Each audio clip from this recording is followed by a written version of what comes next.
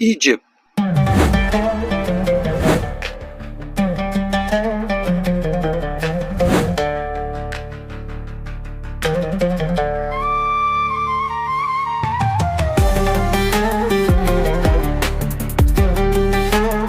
فرعون ٹیکنالوجی اور سائنس میں ہم سب سے بہت آگے تھا۔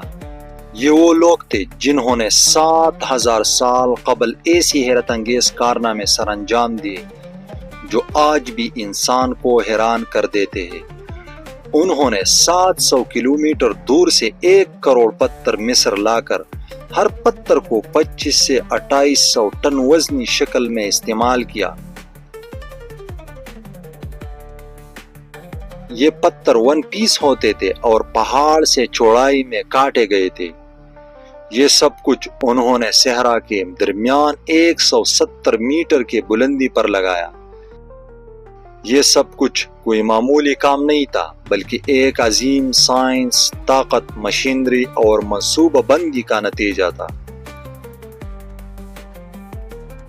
قدیم مصری آرکیٹیکٹس نے 8000 سال قبل ایسا ڈیزائن بنایا جو ہر طرف سے بند بھی تھا، لیکن بند ہونے کے باوجود اندر سورج کی روشنی بھی آتی تھی اور اندر کا درجہ حرارت باہر کے ٹمپریچر سے کم ہوتا تھا۔ انہوں نے 8000 سال قبل لاشوں کو محفوظ رکھنے کا طریقہ بھی ایجاد کر لیا تھا۔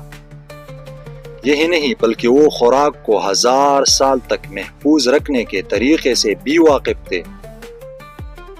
ان کی بنائی ہوئی چیزیں آج تک انسان کو حیران کرتی ہے۔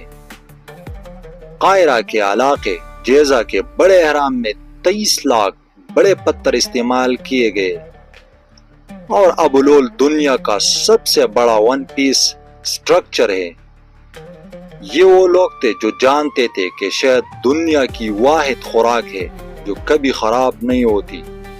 آج راموں سے 5000 سال پرانا شہد نکلا جو مکمل طور پر استعمال کے قابل تھا۔